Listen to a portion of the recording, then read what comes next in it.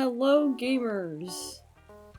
That was definitely not something I should have done sitting down.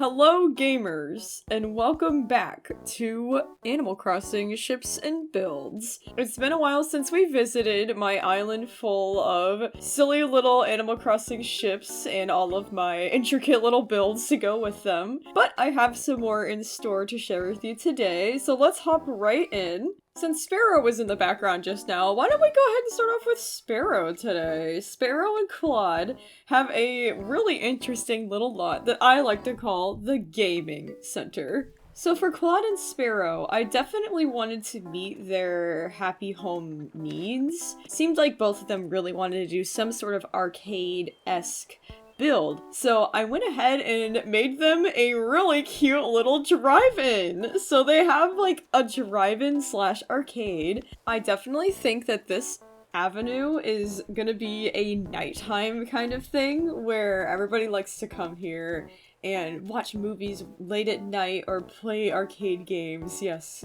Claude, you agree. The little drive-in, it was honestly really hard to fit on this lot. I really truly don't know what I was thinking when I was like building this on this specific plot of land. I was like, yeah, I could fit all of that, but I really wanted the cars to be up on top of like a hill. Because you know, it's like kind of like a movie trope where like you have like a bunch of cars on top of the hill looking out onto the stars and then the movie's playing. And it seemed very dramatic and fitting, and like, look at the position of this, look how perfect this is. You get a full view of that sky and the moon, and it's just, the atmosphere is just right in my opinion. It was worth the hassle to try and fit all these cars up here, but you know what? I love how it turned out. I think this is the perfect setting for these two.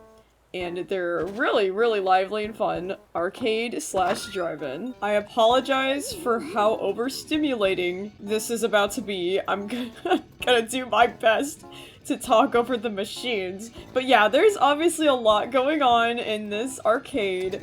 It's one of the, like, most eccentric little hyper builds I've done when it comes to all of the like noise going on. But for Claude and Sparrow, I really just think it's like nothing too special about their little relationship. I don't think they have like this grand tale or anything. I think they're literally just gamers that met on like a live stream or like used to collaborate. They're like online friends essentially, who became more than friends, and then we're like, you know what? I think instead of them like owning the drive-in and arcade, I think that these two simply live above it. Like, whoever owns the building just also rents out the top of it. So I think it's really funny that like maybe these two college kids who are just like dating and being super cute, they're like, you know, it'd be so much fun, let's rent out the top of the arcade. It's a listing, it's up for rent, maybe we should do it, then we could just play games whenever we want. And then now they have this like really silly little thing of like, oh my god, they could like never sleep, but like they don't have to because they're college kids. So obviously they have a large array of different games, pinball machines, and arcade machines. In the back, they have, of course, a popcorn and smoothie center. It wouldn't be an arcade without some of those really unhealthy little snacks, now would it? And of course, a little spot to eat. There's also these really fun little capsules and gumball machines and candy and stuff, because honestly, it is literally not an arcade without them. And they are some of my favorite parts of arcades, is doing like the little quarter machines and getting silly little knickknacks. Literally my favorite part of going to an arcade for sure. Aside from the claw machines, which are just a giant hyperfixation for me. So I had to include all of them because the Animal Crossing claw machines are so detailed. Look, this one's like a Sahara Desert one. This is an alien one, and they have like an emo one, dude. It's so cute. I love the Animal Crossing details, and every item is so intricate. Each pinball machine is also different. It's not just a recolored thing. It is like an actual different machine, each one of them. I freaking love that about this game. They are super detailed with the items that they have. But when the boys are not chilling out and wasting all of their extra quarters in the arcade below their house, they are, obviously, probably studying pretty hard up above. Probably studying or maybe streaming. I love to think that these two are still heavily on the streamer game.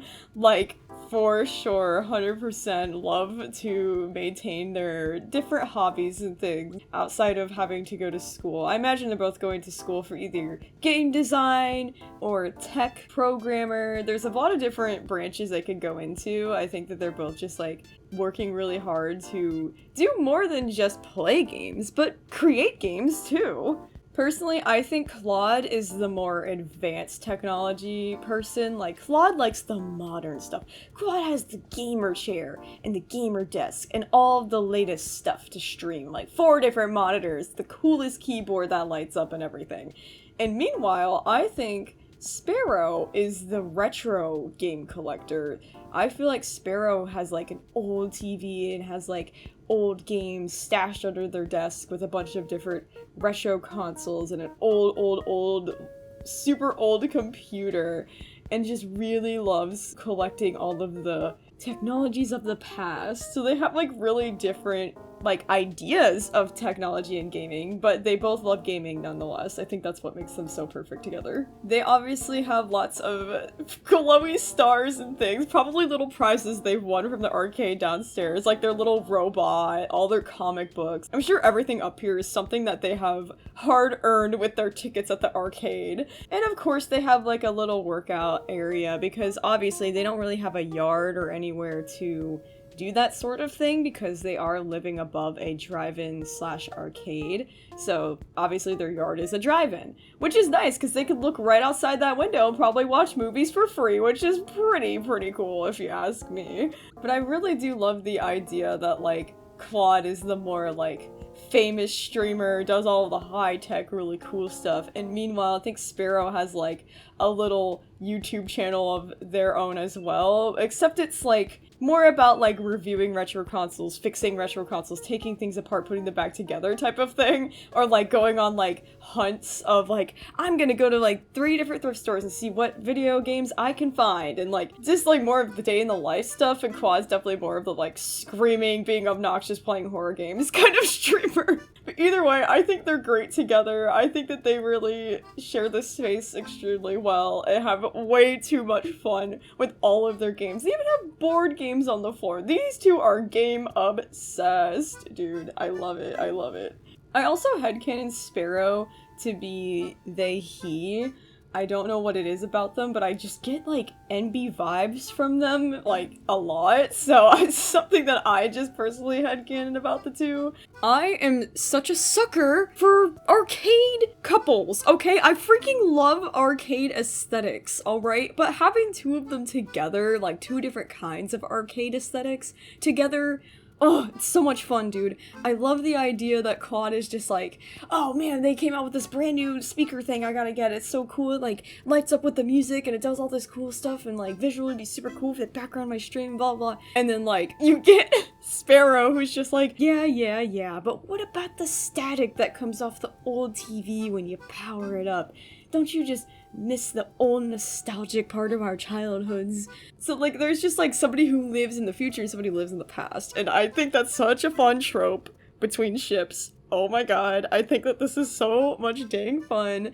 And like honestly, the color palettes of these two work really well together. Like, they both have more of, like, the natural color palettes in comparison to some of, the really neon characters that we can find in Animal Crossing. So I think they just work together so well in the sense that they look very neutral, but on the inside and on the outside in their lives, they are eccentric and they are colorful and they are bright and obnoxious, and I think it's really cool how everything contrasts. They look like your typical college boys going to gaming school, but in reality, they are literally the most hardcore, dedicated fans of gaming out there, and I think that they are so sweet together, and I think that this is so much fun, and I'm so happy to kick off the video with these two. Look at my boys. They are fantastic, dude. I'm going to veer off the path of shipping for just a moment because I think it's important to include other types of characters as well. I want to talk about my asexual icon, Sly. I think Sly is ace and has just run off into the jungle to play hide and seek, and I have built the most fun little spot for Sly that I really want to share with you. Now I want to clarify, I'm asexual as well. I'm ace-aro actually. I'm aromantic as well. And I just want to say, just because you're asexual doesn't mean that you can't be in a relationship, per se. I just personally headcanon Sly to be the type of asexual who wants to run off into the woods and prefers to not be in a relationship, possibly aromantic as well. So Ace Sly, if you would just run along with my idea with me for a moment, and check out this freaking awesome temple I built for Sly, okay? This is an abandoned, super neat temple where Sly can run around. Sly specifically wanted to play hide and seek, which I thought was really cute and fun, so I had to make this pretty intricate to meet those needs. Hi Sly, you're an icon, we love you, yes, you're the best, dude. So I built this really, really elaborate, very intricate build because it was supposed to be for the theme of hide and seek, and I really wanted Sly to be able to blend in. But there's this really fun canopy kind of hidden under here, and there's so much fun little hidden details. I really want to incorporate purple because of Sly being ace. I really, really, really wanted to include some of the ace flag colors in the build, which I want to do more often when it comes to like the characters and their labels. I want to try to include them in the builds. But I think it's really fun that like hidden away in this little forgotten temple is this sweet little alligator who just wants to play hide and seek and doesn't really care for all the shipping aspects of the world that I impose. But there is this little shack, this little hut that Sly now calls home in this fun little retreat, and I can't wait to show you. It is honestly so detailed for how small it is. This is like a micro build. If there was a tiny house ever to be made in Animal Crossing, this is my tiny house magnum opus, okay? I picked the smallest one that you could possibly make because I really wanted the challenge, and I wanted to challenge myself by including that purple, and I think I did a pretty darn good job with everything here. Now, I have established time and time again in my Animal Crossing lore that there is magic in this world, and I think that while Sly was running around playing games, having fun by himself, enjoying his seclusion in the middle of the random jungle, maybe Sly stumbled upon this shack full of mysterious tomes and magical items. These little clay pots that suddenly sprung to life when he entered the room. Something about this place is very magical in nature. Yes, Sly, I know. You love making potions now, do you? Yes. Sly loves to kind of pick up different specimens from the forest that might be magical in nature and kind of research them in this little hut. I thought it was really fun that maybe Sly is also trying to map out this forest and sort of discover maybe what was left behind. Whoever left these books and all these notes and things behind, this whole hut behind, try to figure out what they were trying to find. If it's some sort of treasure, some magical artifact, or maybe just for research's sake to understand the magical world a little better. I feel Sly is very invested in this, and I feel like personally, I incorporated the purple super freaking well into this idea as well, because purple to me has always been a very magical color, and also really resembles the ace flag, which is perfect. I gave Sly a little pet spider, because, you know, we can't just be out here all alone. Pets are some of the best companions, and like, I think it would be really fun for Sly to have a little pet. And just beyond this little window, you can see the forest raining in the background with this lovely atmosphere of all of the gyroids making their little music together. And I think that, interestingly, there is a bunk bed here. And I think that Sly might have been like, wow, maybe there was more than one explorer here. And so maybe there's like this whole mystery going on of like, who this shack belongs to. It's so cute, he's playing with the sparkles, oh my god, how precious. But maybe there's this whole mystery of, whose shack is this? What magical wizards once lived here and what were they trying to find? So instead of it being a game of hide and seek with Sly, it's now a game of hide and seek of some mystery left behind. And I think this build is just so much fun and teeming with so much storytelling. Sly obviously has like really, really intricate patterns and things, which, oh my god, I thought was so much fun. That's why I went like so intricate with my build. It's because I just really wanted to match the character And with him being red and everything, I thought it'd be like super cliche to go completely red, so that's why I went with more of the sunset kind of background. So I'm really trying to play with that in the art. I really love the theme of sunsets, purples, and greens. I think that is just like an aesthetic that we need to build upon, okay? I don't know, as an Ace Arrow person, it is genuinely my dream, if not goal in life, to run off into the woods. Like, I can't think of a better plan for my future than to run off into the middle of the woods and find a magical tree hut, make my home into it, and then study magic forever. I mean, hello? That sounds like the most perfect outcome for me. I might be maybe pushing my grand schemes and my own personal, like, heaven onto this character. But listen, as an Ace Arrow person, hopefully if there's any other Ace Arrows out there, you can agree that this magical forest in the middle of nowhere with your pet spider and ghost little gyroid friends, I mean, come on, what more do you need in life? Endless exploration, endless books, endless magic, dude. I can't think of anything better. I think it's also important that I include other types of characters. Like, yes, we love shipping. Yes, we love shipping here, obviously. But there's more than just relationships. I've already done, like, sibling relationships. I've done other familiar relationships. I've done queer platonic relationships. And, like, I think it's also important to just cover the fact that it is okay to not have relationships. It is okay to just love yourself and take care of yourself. And for me, my self-love, being Arrow Ace, is just being Arrow Ace and allowing myself to be myself by myself. And, like, I love that. I love my solitude.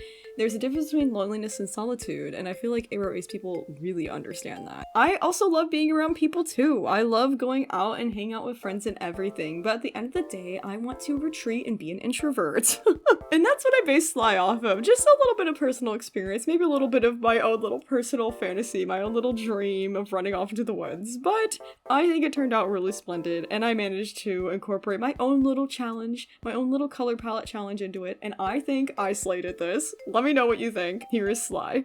Next ship on the list is, yes, actually a ship. Yes, it's gonna be between Whitney and Pashmina. The girls ever, okay, and they run a flower and fashion shop.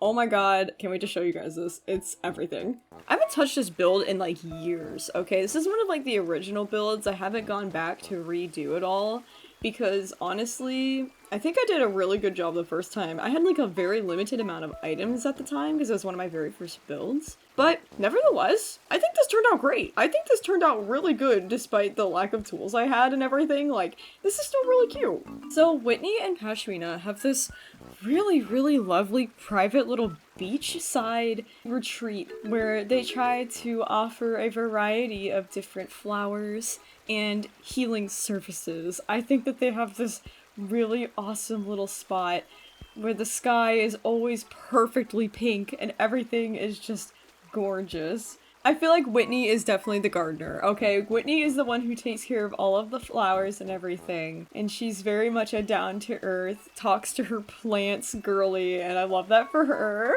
And Pashmina wanted a little, like, spa, like a makeup kind of healing kind of center. And I decided, you know what would be really cool? If they had like a split building where like half the building was a flower shop and half the building was like a salon. So that's exactly what I did with this build. So that's why there's like a good combination of the garden outside where all the plants are grown.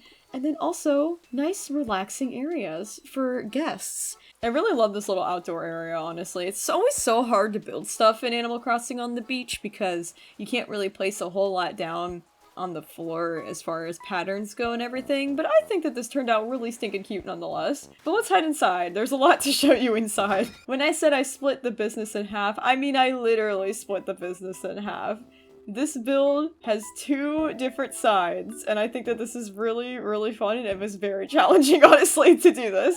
On the left, we have the little flower shop, which is funny that they both switched right now. I guess Whitney is waiting for her little appointment, like, okay, girly, I'm ready for my nails to get done. And Pashmina's like, wait, Whitney, we have to show off the shops. Like, wait until we're done. Oh my gosh. Like, they're so freaking cute. They're more of like the soft lesbian couple. Like, they're definitely just very chill about it, very nonchalant about it. Because they're just so laid back. I mean, listen to the atmosphere of this place. It's very calm, and there's water fountains going. There's plants with the most fragrant, awesome smells drifting through the air. And everything is sparkling and pristine. You know Whitney has everything absolutely perfect. I imagine people will come to the flower side of the shop to get things for their partner, but they also offer gift cards for the salon next door, and I feel like it's a great business strategy in my opinion, because you can come right over here to the right, and you're at Pashmina's little spa. I imagine Pashmina is honestly like has some experience in being a massage therapist. I feel like she's really good at helping people relax and also knows a thing or two about beauty. I feel like both of these girls are very much beauty queens and they know all of their different makeups, all their different nail polish, all of the best products, the lotions, the facial cleansers. They have all these different stations set up where you can get accessories, where you can paint your nails, where you can do your makeup. There's just so many little avenues that they offer because there's so many different types of beauty and everybody has different self-care needs and they try to meet all of those needs by having a variety of stuff in their little shop. And of course, it's not a salon without the best selection of magazines ever, which I feel like they both carefully curate. And this is the duality of Whitney and Pashmina's little store. This might be like a little shocking in my opinion because the whole build so far has been very like pink and colorful and like serene, but now we're in this kind of like pop art, kind of like industrial kind of vibe. Oh, I did not mean to sleep. I'm sorry. It's a very weird clash of vibes.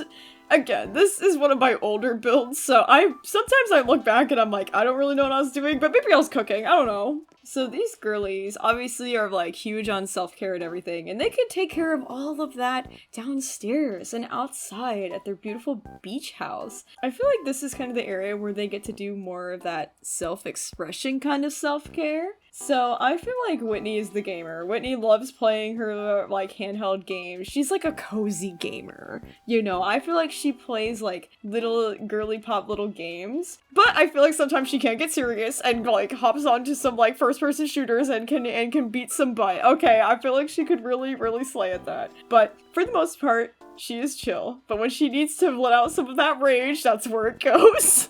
Pashmina, on the other hand, I feel is more of the artist and will do a lot more of like the music and will do a lot more of the different like painting. I feel like this is like a really cute little nook because there's like a painting station for Pashmina, but then there's also a little like makeup station for Whitney because Whitney I feel is not necessarily like the makeup girl like Pashmina, but like as they're sitting there side by side, Pashmina could give her subtle little tips on how to do it. Like there's such a cute dynamic in the sense that they're both like a little prideful and a little stuck up in their own little ways, but they still get along so well. And then this is kind of a weird combination of rustic and bohemian in my opinion, and modern and industrial. There's so much there's so much going on in here.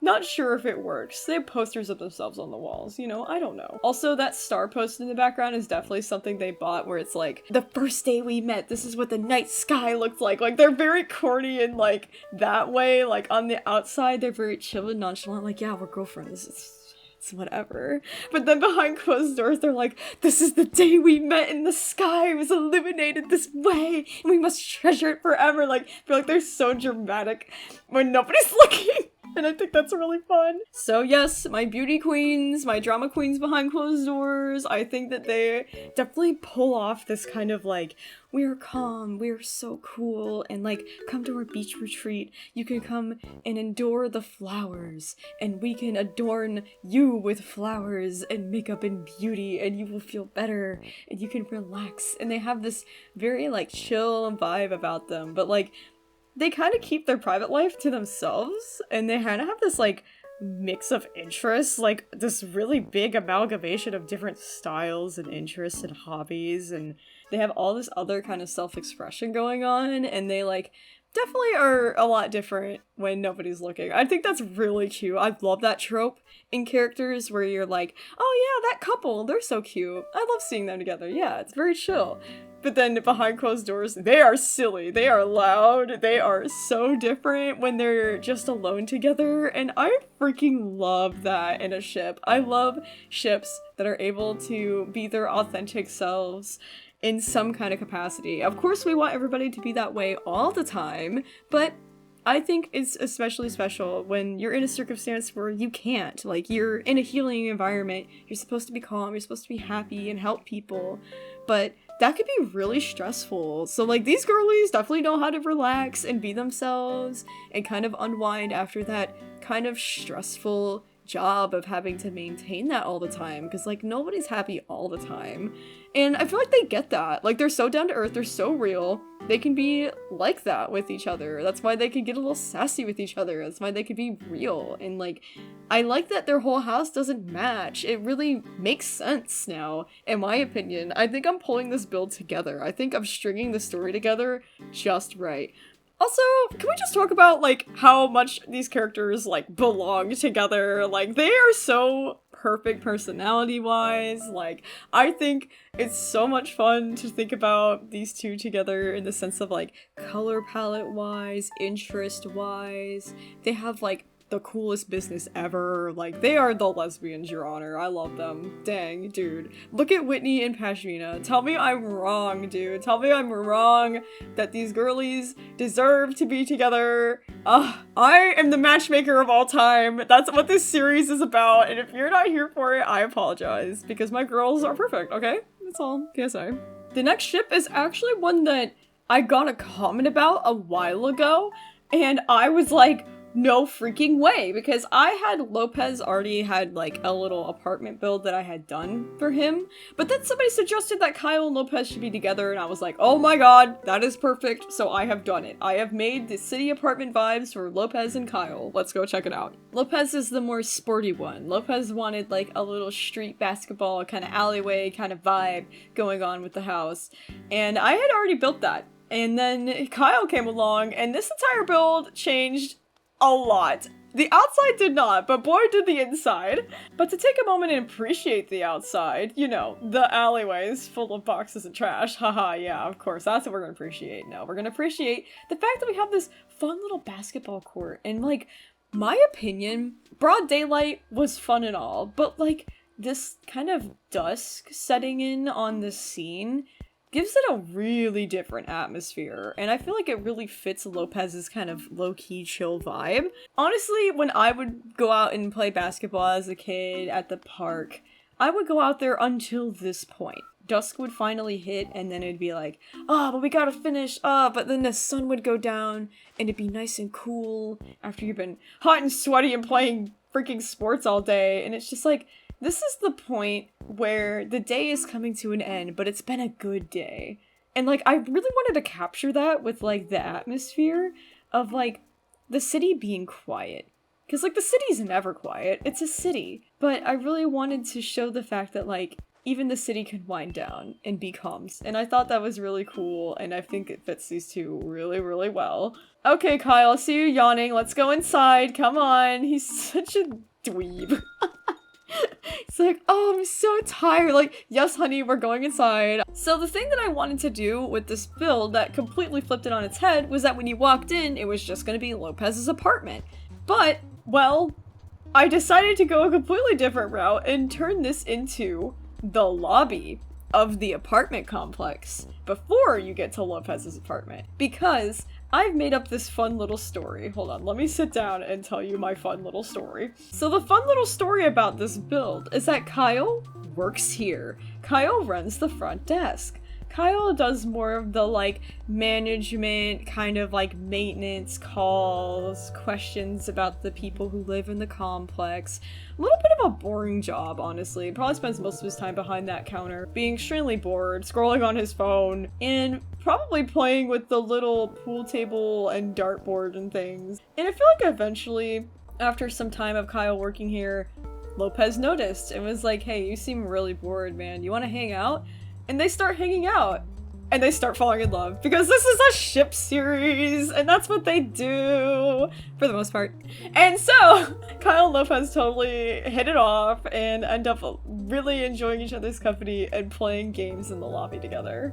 With the backstory out of the way, I want to point out some of the details. This is supposed to be an elevator, okay? I tried really hard on this elevator, alright? Because my personal challenge with this game is that I won't use any custom patterns or things from online, mostly because I want to make them myself, because it adds another layer of challenge for me. When I do most of these builds, it's usually when I'm falling asleep at night. It's something I use to wind down and kind of calm down my brain. So I don't have the mental capacity to do more art when I've been doing art for like 12 hours a day. So sometimes I don't want to do the patterns, so we're just gonna pretend that this elevator is fancy and is covered in wood, okay? It's an aesthetic, you know, it kind of fits. But this is the desk that Kyle works at. You can get a lovely view of the little basketball court outside. Perhaps maybe spent some time crushing on Lopez, looking out the window, watching him play basketball, like, wow, I wish I could go outside and do that, but I'm stuck at work, ugh.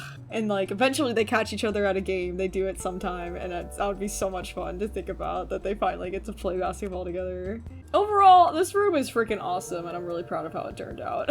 Alright, Lopez, you've got it. We're gonna go up the elevator and into Lopez's apartment, which eventually does become Kyle's apartment too, because of course they're gonna move in together. And the vibes in this one are off the charts. I think this is a very, very strong build of mine when it comes to all of the aesthetic.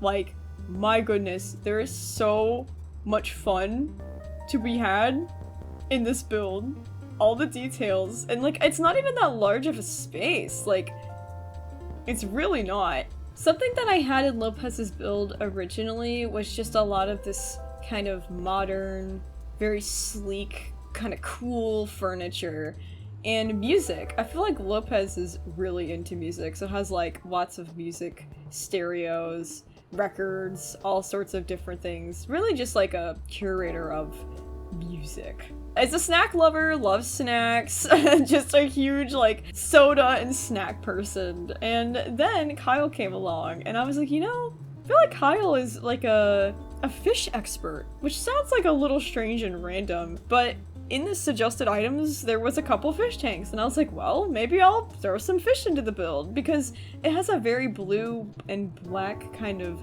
very low lighting kind of vibe, and I thought the fish tanks would work really well as like additional lighting, and really, really match everything as well. So Kyle takes care of aquatic little friends. Tropical fish are no joke. I used to work at a pet store, and caring for them and understanding them and meeting all of their needs can be really, really challenging. And I feel like this is a hobby of Kyle's that he excels in a lot. And these are very happy, very healthy, very tricked out fish tanks for his little guys. I imagine the complex doesn't allow other pets, so they had to get a little creative with the ones that they do have.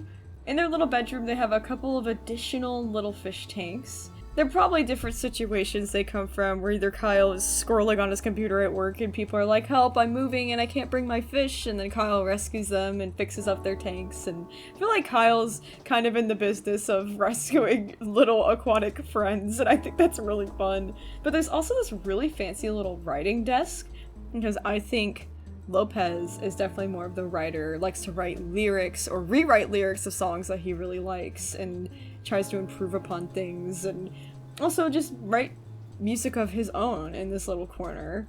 But nevertheless, no matter what angle you're at, you can see the city in all of its glory. And I think this build is so fun, and like definitely is the most atmospheric, best vibes by far, and it belongs to my two bestest boys and their cute little love story.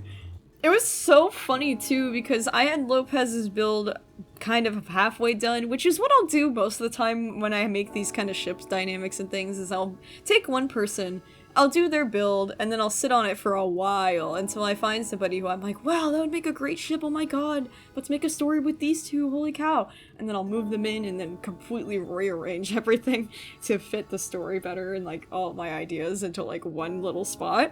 But when I added Kyle in, it just like took it to a whole new level of like, yes, let's make the apartment complex lobby. Like, that's a fun build. People don't usually think about doing stuff like that. We just hop right into the apartment. But like, what if there's like the room below? And what if the room below told the story of like how they met? And like, I just think it's really fun how atmospheres really, really shape characters and their stories. And like, that's something I really love exploring in this series is like, yes, this is just a video game where I get to decorate things. Yippee.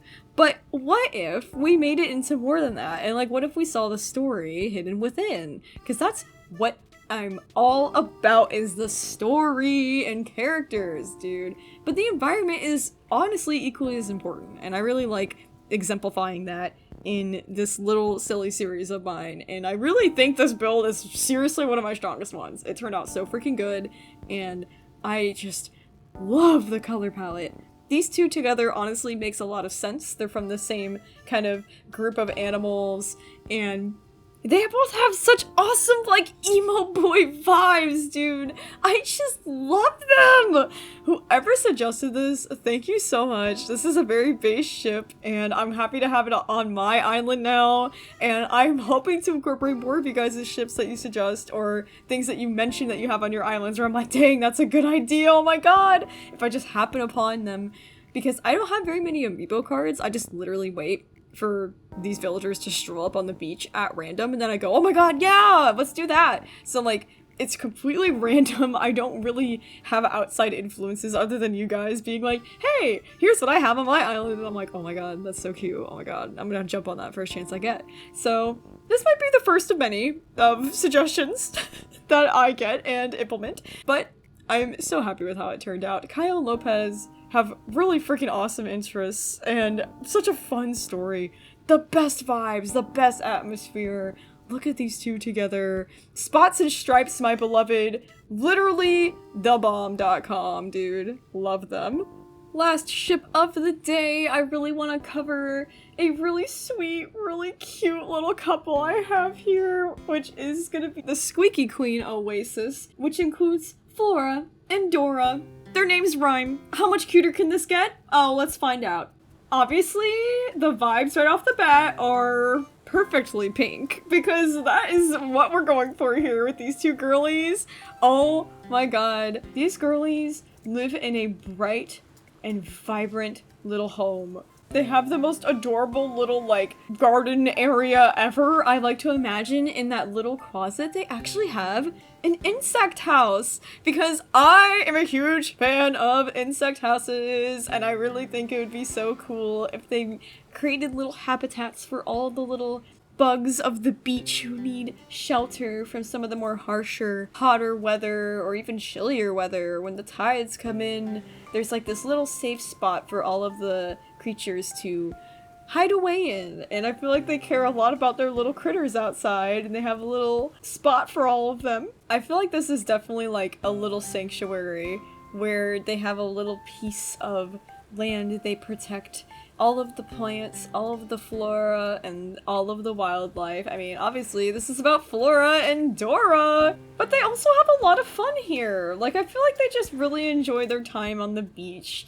These two definitely strike me as beach bum kind of characters, where they just soak up the sun, and they really, really love being near the waters.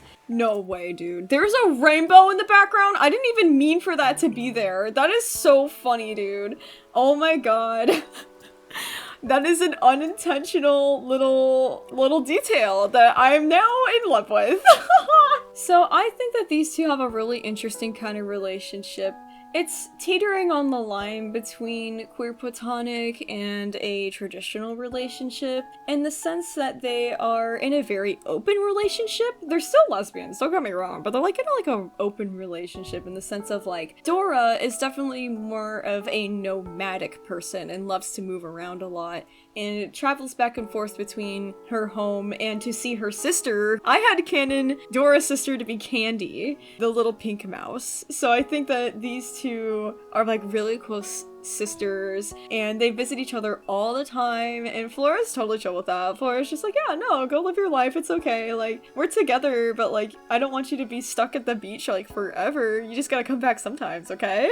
Winky face. So it's just like, they have like this little like thing going on where they're just super freaking relaxed, and Flora is the one who primarily stays at this little beach house, and Dora is just a little bit of a little more indecisive person and likes to go and explore and disappear for random amounts of time to go and see what's out there, try something new, or revisit home. And Flora's totally chill with that. The long distance doesn't bother these two, and I think that's really cool and fun, and I really want to exemplify that because not all long distance relationships have to be like super sad and super dramatic. Like, I feel like they can also have a really healthy balance of like, they need their space from each other sometimes, and like, that's fine, and like, distance makes the heart grow fonder for them, and I feel like they have a really, really interesting, different kind of relationship that strays away from the typical, oh, okay, we're vacuuming now?